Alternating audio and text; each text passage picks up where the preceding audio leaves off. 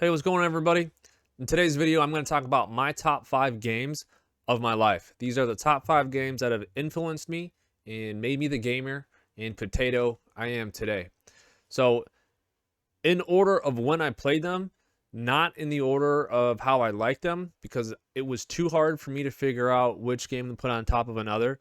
So, I am just going to talk to you about which games that I played first. So, starting with GoldenEye and the N64, which released in August of 1997. I got this game for Christmas in 98 alongside of Mario 64. The real reason this game was great was the multiplayer. You had 4 friends all sit in front of a floor-mounted TV, if you guys remember those with the wood boxes around them.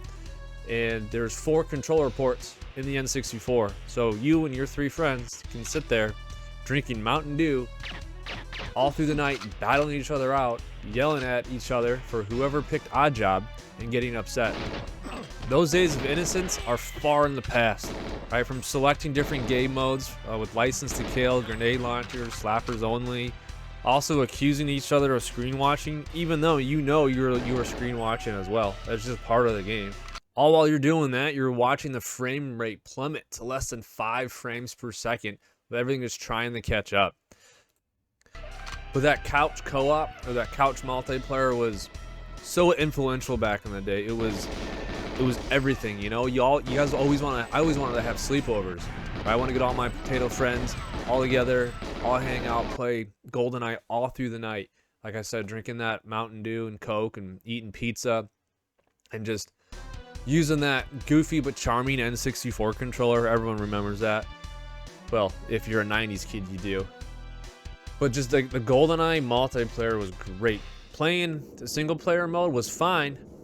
I enjoyed it, enjoyable when my friends weren't around. But man, that multiplayer was just, it had magic. There was just some magic to the GoldenEye multiplayer that it's really hard for me to explain. And games today don't have that same type of magic. The multiplayer now is a lot different in the sense that you can play multiplayer, but you don't have to be in the same room.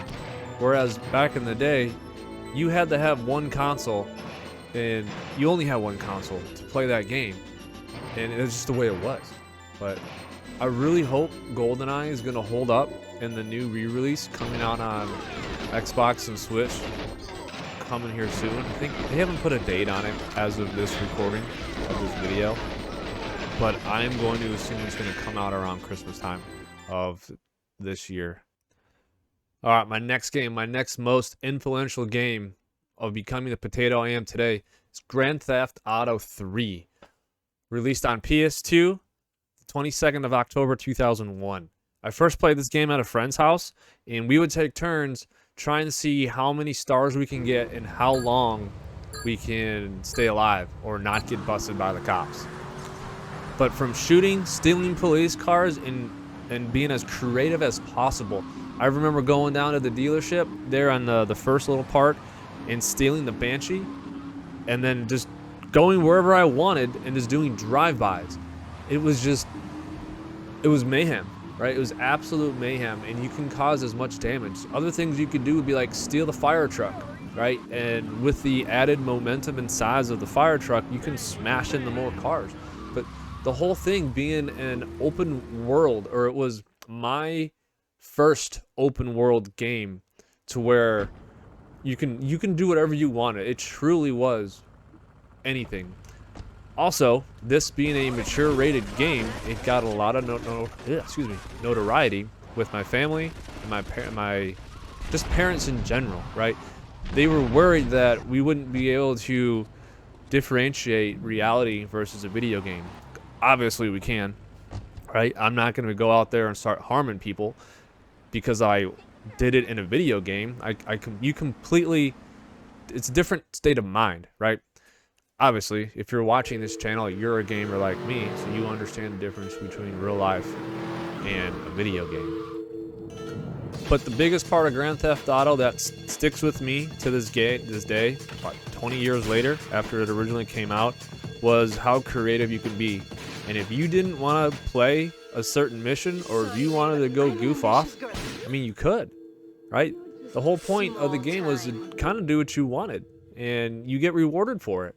So, I mean, just for more instances or thoughts or memories I've had, finding some spot to jump, taking that really fast Banshee, you know, that the fastest car in the game, and just sending it off a ramp, a random, who knows if you're supposed to, but I would, you know. Grand Theft Auto 3 was my introduction to open world gaming and being creative. Alright, let's move into my next one. And this game probably is the most influential game for me. And that game is Half-Life 2, which released on PC on the 16th of November in 2004. And this was the first game ever I was aware of before release, meaning I looked into it, I researched it, I knew what was coming out. And in 2004, I had my first job and my first car. So I was able to save up. I didn't have to save long because games were fairly cheap. I had no bills. I had to pay for gas, and that was it. And I was still in high school, so living at home with my parents, I didn't have much to worry about other than if I'm going to have Taco Bell that day or if I wanted to, I don't know, have a hot dog instead. Like, I had no worries in this life, or at that time. But before that, every other game I got was gifted to me from Christmas or my birthday, and I really had no say in what game I wanted other than I'd ask. Like, I remember asking for GoldenEye and Banjo-Kazooie for Christmas or my birthday for, you know, the N64, and back then I was in grade school and I had no money. But now I had the opportunity to do my own research and figure out what games I wanted to play. But playing as Gordon Freeman in the hazard suit using the crowbar was so iconic. I didn't know it at the time, but it made such a lasting impact that every time just to this day, when I pick up a new game, I think back, does this compare to Half-Life? Does this blow me away as much as Half-Life 2 did back in 2004? Now, the most important part of the game, I think, was the physics and how you can use a gravity gun. Like, the whole point of the I don't know if the whole point is to break the game or to use the, I don't know exactly how I'm trying to explain this, but you get a gravity gun at a certain point in the game fairly early on, and now you can lift items you weren't able to lift before, and shoot items too. Like you can pick up boxes and shoot boxes at people, or pick up a razor blade or a razor blade, a blade like a table saw blade. Just different ways to complete the missions, and it's not always with bullets or grenades. There's different ways to beat the game, and once again, it gave you creative freedom.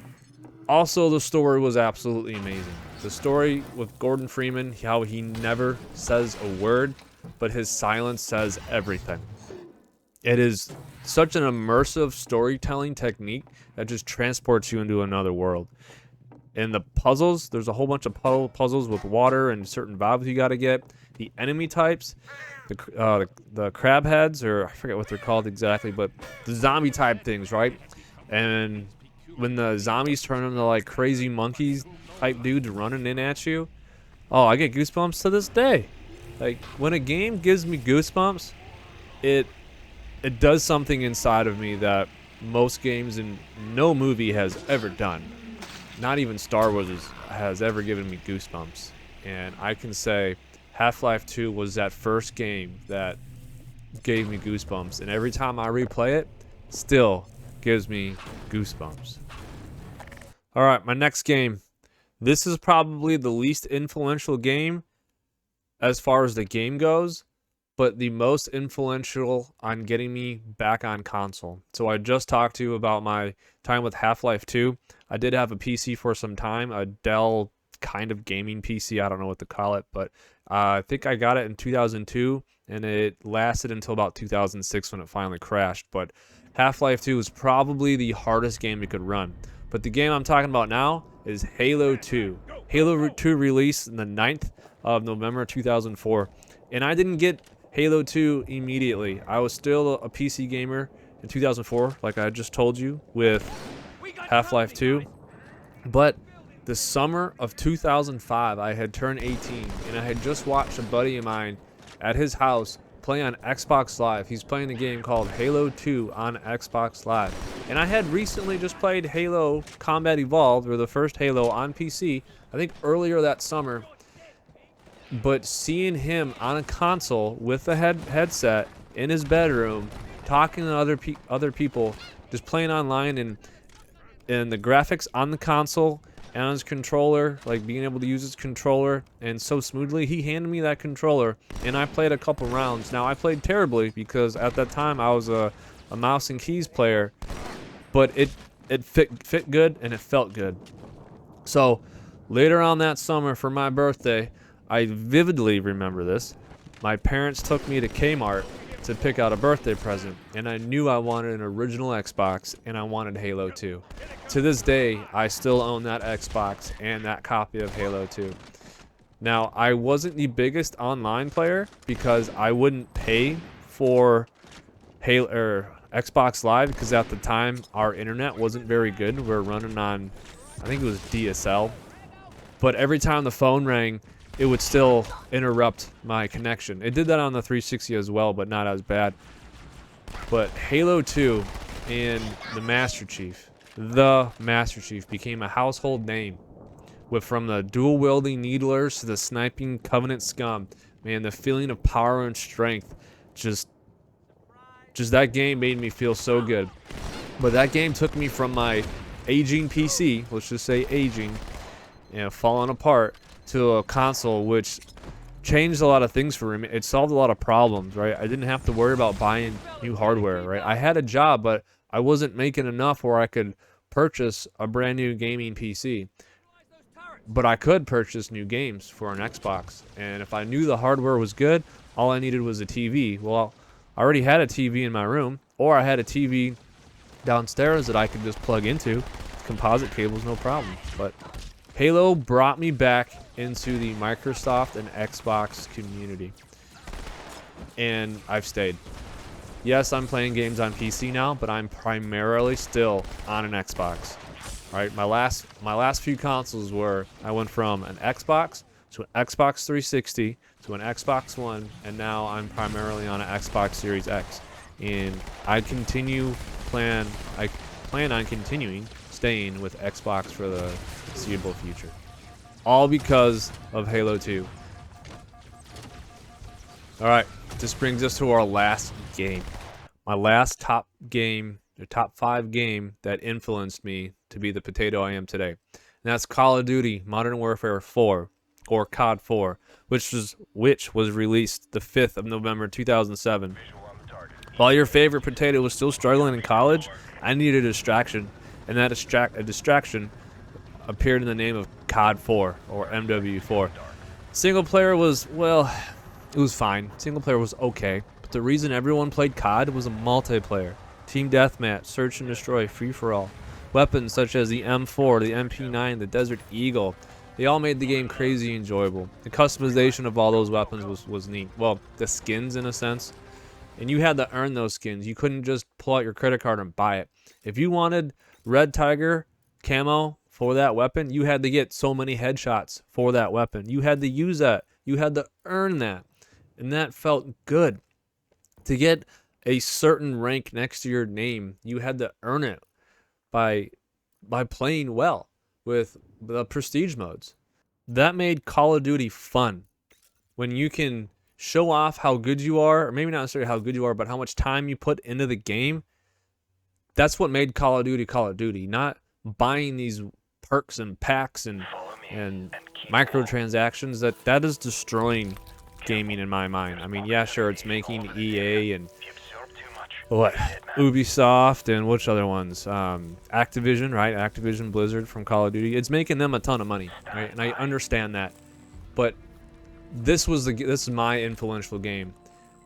But yes, Call of Duty Modern Warfare 4 was incredibly fun. The reason why it is so influential to me was the online play. I had mentioned I played Halo 2 and Half-Life 2 and GTA and GoldenEye. The only game there that you could play online really well was Halo 2, but I was worried about playing online because I was scared I was going to get in the way. Like, I didn't know how to play online yet. And it wasn't until I had a friend a real life friend, right? I worked with him at the job we were at. He said one day, "Let's get on COD. I know you have COD. You talk about playing it, but you don't ever say you get online. Let's get online, get into a lobby, and let's have some fun." All right, so I did that, and with his help, all those fears I had earlier about not playing very well just gone. I didn't care anymore that I was gonna get in the way. I didn't care anymore that my teammates were gonna be mad at me. I would mute them if they're turds. All right, that's just the way the Xbox 360 stuff was. People yelling at each other all the time in the lobbies. But besides that, Call of Duty was the game that pulled me into online play and Xbox Live. Yeah, but no longer was I worried about my team or how bad I might be that day. I just wanted to have fun. And Call of Duty still, to this day, is turn your brain off fun. Call of Duty also is a juggernaut of a franchise, as you know, but it's still fairly fun. And I'm glad to be at the beginning and to see how it started, really, with the World War II stuff. I did play those, but Call of Duty Modern Warfare 4, COD 4 was where I really started. And I got to see the highs, the high parts of COD from Black Ops 2 and, well, Black Ops. The Black Ops ones were pretty much the best. Modern Warfare 2, the original Modern Warfare 2. Then I also got to see the lows. Well, a lot of the lows, but I'm not going to get too far into that. But there you go. That's my top 5 list, you know, from GoldenEye, GTA 3, Half-Life 2, Halo 2, Call of Duty, Modern Warfare 4. Those are my top 5 games so far that have influenced me to be the potato I am today.